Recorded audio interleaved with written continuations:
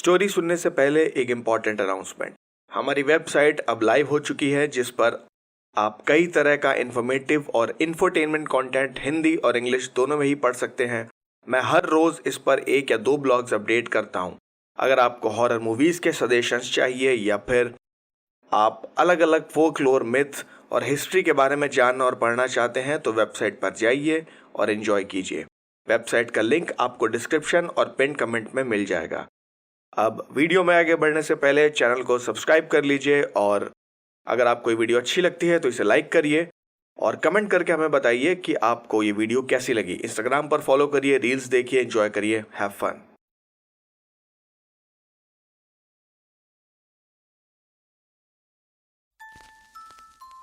राहुल को अपना horror story YouTube channel शुरू किए हुए 1 साल हो गया था, पर उसके सब्सक्राइबर्स बस 2-2.5 हजार ही बढ़ पाए थे। राहुल एक राइटर बनना चाहता था और इसके लिए उसने भूतों से जुड़े अलग अलग सब्जेक्ट्स पर कहानियां लिखना शुरू किया था। वो चाहता था कि जब उसका चैनल फेमस हो जाए तब कोई ना कोई प्रोड्यूसर, डायरेक्टर उसकी लिखी कहानियों से जरूर इम्प्रेस होगा और उसे एक मूवी या फिर वेब सीरीज के लिए एक राइटर की हैसियत से काम करने का मौका जरूर मिलेगा। पर राहुल को अभी तक कुछ भी हाथ नहीं लगा था। अपनी जी तोड़ मेहनत झोंक कर उसने जो भी कहानियां लिखी थीं, वो सबसे अलग थी, पर ना जाने क्यों उसे वो नहीं मिल रहा था जो उसे चाहिए था। एक शाम राहुल अपने कुछ दोस्तों के साथ बैठा बियर पी रहा था। वो बैठे बैठे नताशा को देख रहा था और उसे लग रहा था कि वो कुछ कहने वाली थी। राहुल ने नताशा से कहा, बोल, क्या कहना है तुझे? नताशा ने कहा कि उसे एक आइडिया आया है। राहुल ने कहा, तो बोल ना, अब आइडिया बताने के पैसे लेगी क्या? नताशा ने कहा, अगर हम किसी हॉन्टेड जगह पर जाएं और उसका व्लॉग बनाकर तेरे चैनल पर डाल दें तो? नताशा की बात सुनकर राहुल का नशा उतर गया। नताशा, जो कि राहुल के YouTube चैनल में ज्यादा इंटरेस्ट नहीं लेती थी, उसने एक बहुत ही बढ़िया आइडिया दिया था। राहुल के बगल में बैठा सूरज जैसे थोड़ा सीधा होकर बैठ गया था। नताशा ने कहा, राहुल देख, तू सब कुछ करके देख चुका है, पर तेरा चैनल तो चल नहीं रहा, तो एक बार ये भी करके देख ले। क्या पता इससे तेरा चैनल हिट हो जाए। राइटर तो तू जब बनेगा तब बनेगा, पर अगर ये आइडिया काम कर गया तो कम से कम फेमस तो हो ही जाएगा। राहुल को नताशा की बात समझ आ गई थी, पर उन तीनों को घोस्ट हंटिंग या फिर किसी तरह की पैरानॉर्मल इन्वेस्टिगेशन का कोई अनुभव नहीं था। इन्हें घोस्ट हंटिंग के बारे में बस उतना ही पता था जितना उन्होंने घोस्ट एडवेंचर्स नाम के टीवी शो पर देखा था। ये राहुल का फेवरेट शो था और इस शो से इंस्पायर होकर उसने कई डरावनी कहानियां लिखी थीं। राहुल ने कहा, ठीक है। वो कुछ पैसे लगाकर 1-2 इक्विपमेंट जैसे कि एक ठीक ठाक इंफ्रारेड कैमरा और एक इलेक्ट्रोमैग्नेटिक फील्ड डिटेक्टर खरीद लिया। यह सब कानपुर जैसे छोटे शहर में मिलना मुश्किल था, इसीलिए राहुल ने ये ऑनलाइन ही मंगाया था। इसके अलावा राहुल के पास पहले से ही बैटरी LED लाइट्स थीं जिसे वो वीडियो शूट करने के लिए इस्तेमाल करता था। 2 दिन बाद जब सारा सामान राहुल के घर पर डिलीवर हो गया तो ये तीनों दोस्त वापस शाम को मिले। राहुल ने कहा, हाँ भाई, सारा सामान मेरे घर पर डिलीवर हो चुका है। किसी जंगल में या फिर हमें कहीं पहाड़ों पर जाना होगा। इस पर सूरज ने कहा, अबे तू पागल है क्या? तू क्या सच में भूत ढूंढने जा रहा है जो जंगल में जाएगा? अरे यार, हमें बस किसी सुनसान जगह पर जाकर थोड़ी बहुत एक्टिंग करनी है, और फिर भूत का क्या, वो तू एडिटिंग में डाल देना। ऐसी भूत प्रेत वाली जगह हमें यहीं कहीं मिली जाएगी यार, और ऐसे आने जाने का खर्चा भी कम होगा। राहुल ने सूरज से कहा, मैं तो सोच रहा था किसी ऐसी जगह चलते हैं जिसे देखने में ऑडियंस को थोड़ा मजा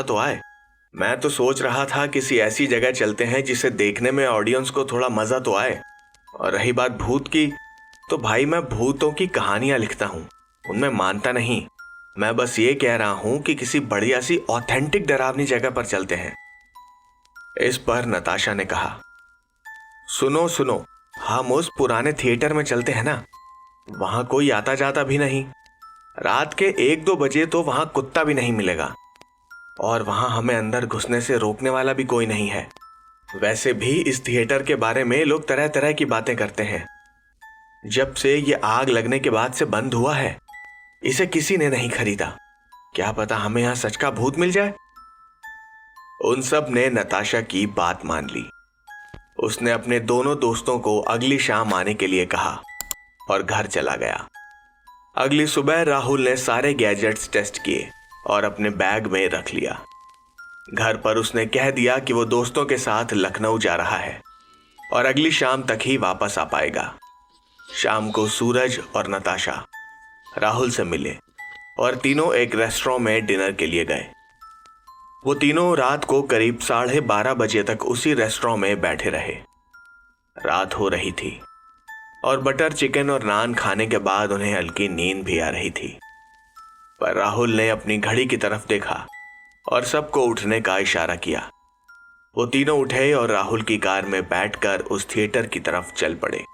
वो थिएटर, रात के इस वक्त वहां कोई नहीं था, और अगर होता भी तो उस थिएटर के पास आने की हिम्मत शायद किसी में नहीं थी। वो जला हुआ पुराना थिएटर आज भी वैसा का वैसा ही खड़ा था। किसी ने भी उसकी मरम्मत करने या फिर इसे तोड़ने की कोशिश नहीं की थी। उस थिएटर के अगल बगल और यहां तक कि पीछे की जमीन भी बिल्कुल खाली पड़ी थी। ये एक अच्छी खासी आबादी वाला इलाका था और यहां की जमीन सस्ती तो बिल्कुल भी नहीं थी।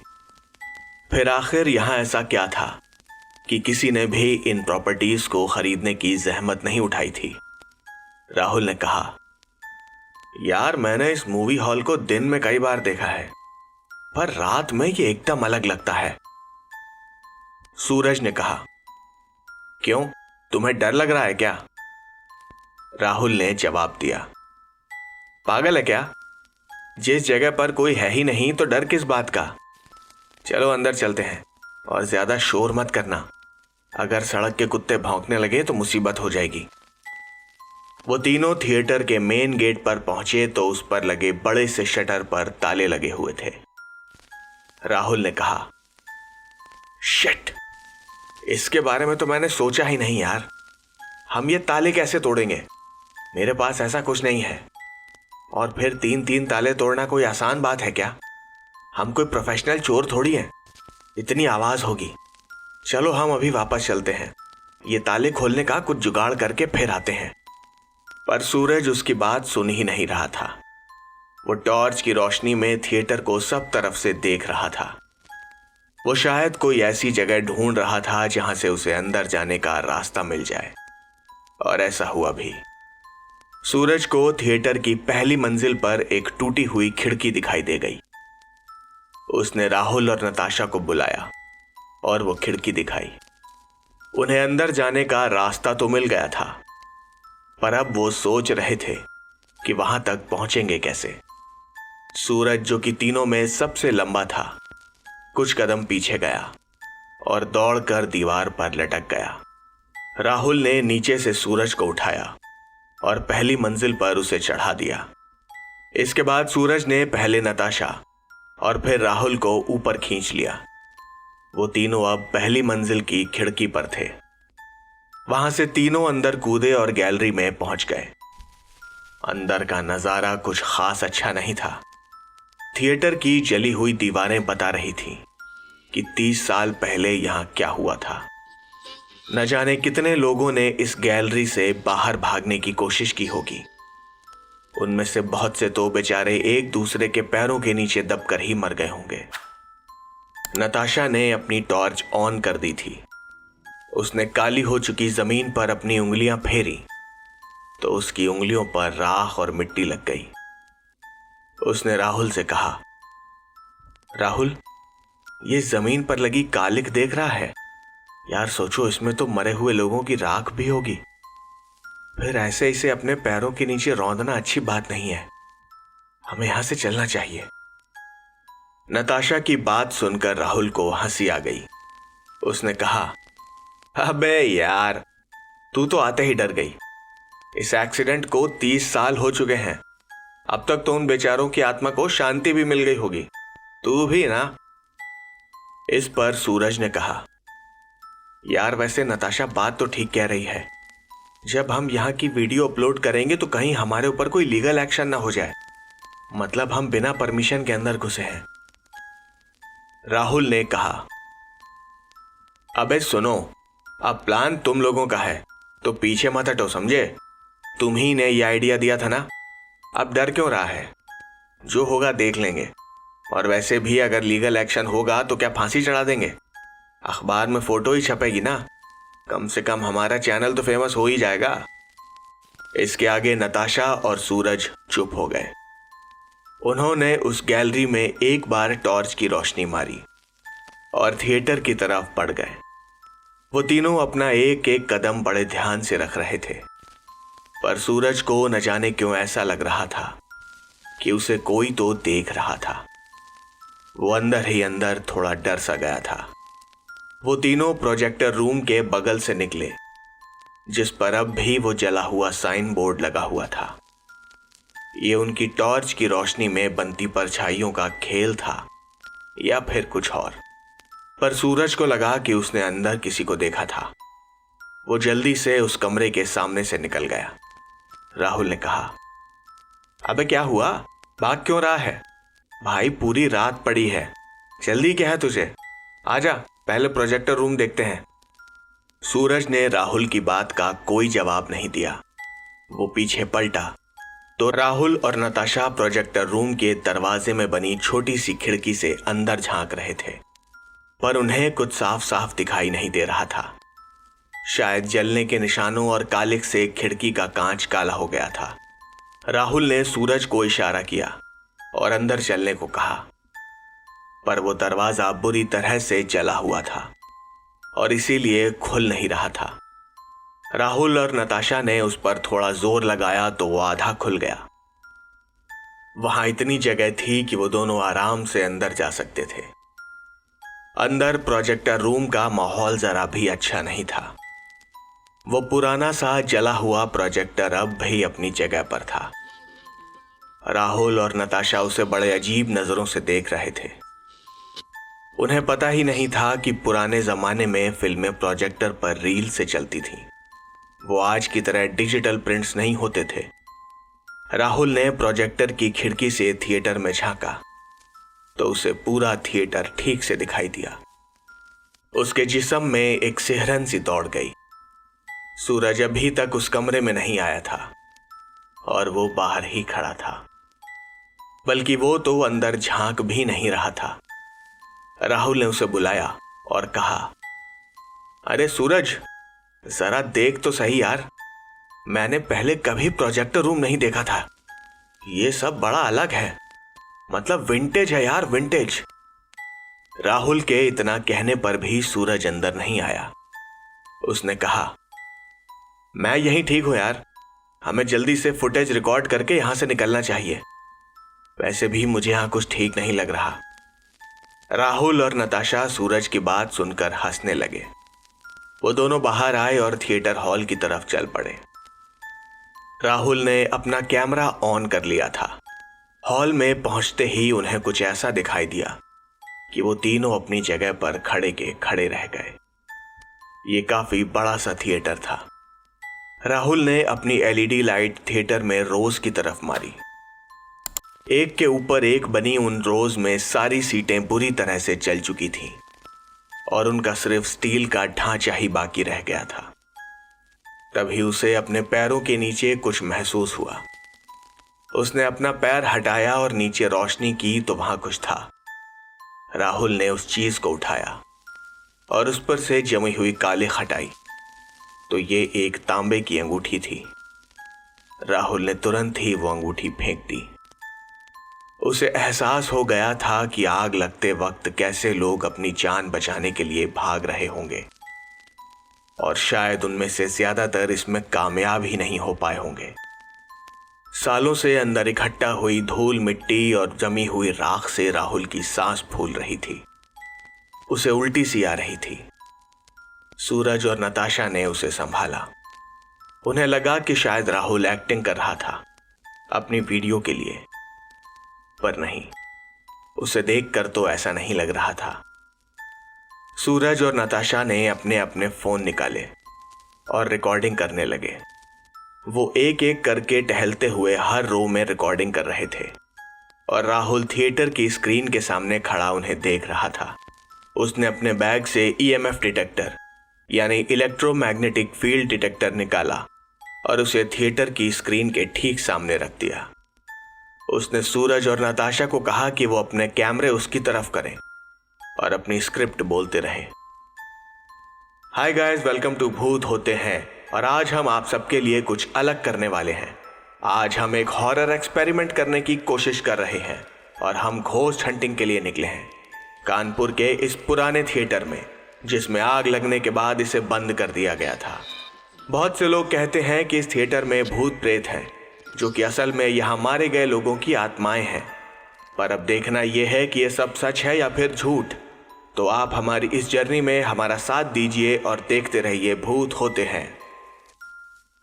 ये कहकर राहुल ने उस डिवाइस को वहां रख दिया और थोड़ा पीछे हट गया, जिसमें उससे इलेक्ट्रिकल इक्विपमेंट जैसे कि एलईडी लाइट्स या फिर इंफ्रारेड कैमरे से किसी तरह का कोई इंटरफेरेंस पैदा ना हो। वो तीनों दम साधे उस डिवाइस को देख रहे थे कि तभी सूरज ने राहुल के कान में कहा, अबे कुछ बोल दो। मतलब वो घोस्ट हंटर्स बोलते हैं ना कि कोई तो है, हमें बताओ, वैसा कुछ बोलना। राहुल, जो कि अंदर से पहले ही थोड़ा हिला हुआ था, उसने कहा, हाँ, अगर यहां हम तीनों के सिवा कोई है तो हमें बताओ। अगर इस थिएटर में किसी की आत्मा है तो हमें इशारा करो, हम यहां आपसे बात करने आए हैं। ईएमएफ पर कोई हरकत नहीं हुई। राहुल ने फिर से कहा, अगर यहां कोई है तो प्लीज हमें इशारा दो, हम यहां देखने आए हैं कि इस थिएटर में मारे गए लोगों की आत्माएं सच में है भी या फिर ये सब बस बनी बनाई बातें हैं। प्लीज हमें इशारा दो। ईएमएफ पर अब भी कोई हरकत नहीं हुई। वो तीनों चाहते तो थे कि ईएमएफ पर कोई ना कोई रीडिंग तो आती, जिससे उनका वीडियो और भी मजेदार बन जाता, पर अंदर ही अंदर वो दिलो जान से चाहते थे कि ये कोई हरकत ना करे। राहुल ने फिर से कहा, अगर कोई यहां पर है तो प्लीज हमें। अबे यार बस ठीक है ना, क्यों परेशान हो रहा है? ईएमएफ नहीं चलता तो ठीक है, मैं एडिटिंग में सब देख लूंगा। सूरज ने राहुल को टोकते हुए कहा। राहुल ने राहत की सांस ली, पर तभी वहां कुछ हुआ। ईएमएफ की सुई एकदम से हिली और वापस 0 पर चली गई। उस खाली थिएटर में ईएमएफ की आवाज गूंज गई थी। ईएमएफ की इस हरकत ने तीनों का ध्यान अपनी तरफ खींच लिया था। राहुल और सूरज ने अपना कैमरा उस तरफ किया, पर तब तक ईएमएफ शांत हो चुका था। वो तीनों दम साधे थिएटर के बीचों बीच रखी उस छोटी सी मशीन को देख रहे थे। राहुल, नताशा और सूरज ने एक दूसरे को देखा। उनके कैमरे अब भी उस मशीन की तरफ थे। उस मशीन ने एक और हरकत की। इन तीनों दोस्तों को एक झटका सा लगा। राहुल कुछ बोलने ही वाला था कि सूरज ने उसके मुंह पर हाथ रख दिया। वो ईएमएफ मशीन एक बार जो शुरू हुई तो बंद ही नहीं हुई। उसकी सुई बार बार हाई रीडिंग पकड़ती और फिर 0 पर चली जाती। राहुल, जो कि अपने चैनल के लिए कंटेंट ढूंढ रहा था, वो उसे मिल गया था, पर उसके जिस्म में इतनी भी ताकत नहीं थी कि वो ईएमएफ के पास जाकर उसे उठाता और वहां से निकल पाता। सूरज ने धीरे से कहा, हमें यहां से चलना चाहिए। राहुल ने कहा, और ये ईएमएफ? सूरज ने जवाब दिया, इसे यहीं छोड़ देते हैं यार, वीडियो तो हमारे पास है ही ना, फिर बाद में कहीं से कुछ जुगाड़ करके उठा लेंगे, पर अभी चलते हैं। सूरज और राहुल तो बात कर रहे थे, पर नताशा के शरीर का खून तक जम गया था। राहुल ने उसे देखा तो वो चुपचाप खड़ी थी। उसने नताशा के कंधे पर हाथ रखा तो वो होश में आई। उसने डर भरी नजरों से राहुल को देखा। राहुल ने उसे चलने का इशारा किया। वो तीनों धीरे धीरे थिएटर से बाहर वापस उसी गैलरी की तरफ बढ़ने लगे जहां से वो हॉल में आए थे। वो ईएमएफ अब भी आवाज कर रहा था और उस थिएटर में ठंड भी काफी बढ़ गई थी। ये गर्मी का मौसम था और इस वक्त इस बंद थिएटर में, जहां ठीक से बाहर की हवा भी नहीं आ रही थी, वहां इस तरह से ठंड का बढ़ जाना नॉर्मल नहीं था। गैलरी में आते ही तीनों दोस्तों ने तेजी से दौड़ना शुरू किया। वो एक दूसरे से बात भी नहीं कर रहे थे। गैलरी में उनकी एलईडी टॉर्चेस जलने बुझने लगी थी। ऐसा होना तो नहीं चाहिए था, क्योंकि अभी उन्हें यहां आए बस 1 घंटा ही हुआ था और इतनी जल्दी बैटरी खत्म होने का सवाल ही पैदा नहीं होता। उन्हें अपने पीछे किसी के कदमों की आवाज भी सुनाई देने लगी थी। वो तीनों तेजी से भाग रहे थे, पर वो छोटा सा गलियारा खत्म होने का नाम ही नहीं ले रहा था। उनके कदम जैसे धीरे पड़ते जा रहे थे, क्योंकि वो खिड़की जिससे वो अंदर आए थे वो पता नहीं कहां चली गई थी। उसे उस गलियारे के आखिर में ही होना चाहिए था, पर ऐसा नहीं था। सूरज भागते हुए गलियारे के आखिर तक पहुंच गया, पर उस खिड़की की जगह वहां पर दीवार थी। वो दीवार पर हाथ मारकर देखने लगा कि कहीं उसे कोई धोखा तो नहीं हुआ, पर नहीं, उसे कोई धोखा नहीं हुआ था। वहां एक पक्की दीवार थी जो कि वहां नहीं होनी चाहिए थी।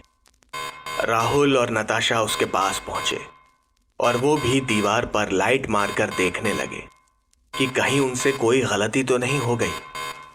नताशा का सब्र अब तक टूट गया था। वो रो रही थी और राहुल और सूरज उसे शांत रखने की पूरी कोशिश कर रहे थे। वहां ईएमएफ की आवाज अब भी गूंज रही थी, जो चीख चीख कर कह रही थी कि वहां उन तीनों के सिवा कोई और भी था, या फिर थे। राहुल ने कहा, अब क्या करें यार, यहां से बाहर कैसे निकलें? सूरज के चेहरे पर बेबसी थी। उसने कहा कि उन्हें एक बार प्रोजेक्टर रूम में चलना चाहिए, शायद वहां उन्हें कोई खिड़की वगैरह मिल जाए। उन लड़कों ने नताशा का हाथ पकड़ा और उसे खींचते हुए प्रोजेक्टर रूम की तरफ ले गए। प्रोजेक्टर रूम का दरवाजा जो उन्होंने किसी तरह आधा खोल दिया था, वो अब पूरा बंद पड़ा था और लाख कोशिश करने के बावजूद भी वो खुल नहीं रहा था। अब उन्हें थिएटर हॉल से ही कोई रास्ता ढूंढना था। वो तीनों बड़ी हिम्मत करके थिएटर हॉल में पहुंचे तो वहां रखा ईएमएफ लगातार बज रहा था और उसके आसपास एक धुंध सी छाई हुई थी। वो तीनों बड़ी ही सावधानी से थिएटर में बने एग्जिट डोर की तरफ पहुंचे तो वहां कुछ नहीं था। राहुल को अच्छी तरह से याद था कि उसने थिएटर में अंदर आते वक्त उस दरवाजे को साफ साफ देखा था, जिसके ऊपर जला हुआ एग्जिट का साइन भी लगा था, पर अब वहां कुछ भी नहीं था सिवाय उस एग्जिट के साइन के। मतलब वो दरवाजा जो उन्होंने अंदर आते वक्त देखा था वो वहां से गायब हो चुका था। कोई उनके साथ बड़ा ही घिनौना खेल खेल रहा था। राहुल थक कर उस दीवार के पास बैठ गया। वो ईएमएफ बार बार आवाज कर रहा था और वो तीनों एक दूसरे को बेबसी से देख रहे थे। उन्होंने बाहर निकलने के लिए खूब आवाजें लगाईं, पर इसका कोई फायदा नहीं हुआ। उनके लाख चीखने चिल्लाने के बावजूद ऐसा कुछ भी नहीं हुआ जिसकी वो उम्मीद कर रहे थे। वो तीनों कई बार गैलरी से थिएटर और थिएटर से गैलरी की तरफ आए, पर बाहर निकलने का उन्हें कोई रास्ता नहीं मिला। राहुल, सूरज और नताशा उस थिएटर की फर्श पर बैठ गए। उन्होंने अपने फोन चेक किए तो रात के 3 बज चुके थे और उनकी बैटरीज डेड होने वाली थी। 100% चार्ज होने के बावजूद ऐसा कैसे हुआ, ये उनकी समझ से बाहर था। राहुल, सूरज और नताशा YouTube के कंटेंट की खोज में निकले इन 3 नौजवानों के साथ क्या हुआ, इसके बारे में कुछ दिनों बाद लोगों को मालूम चला। इन तीनों के लापता होने के बाद पुलिस ने इनके फोन्स को ट्रेस किया और इनकी आखिरी लोकेशन इस थिएटर की ही मिली। पर इस कवायद में 1 हफ्ता बीत चुका था। पुलिस को इस थिएटर से इन तीनों की सड़ती हुई लाशें मिली। उन तीनों की आंखें डर से फटी हुई थीं। उनकी मौत भूख प्यास से हुई या फिर किसी और वजह से, इसके बारे में किसी को कुछ पता नहीं चला। पर मरने से पहले ही सही ये 3 दोस्त जान चुके थे कि भूत होते हैं।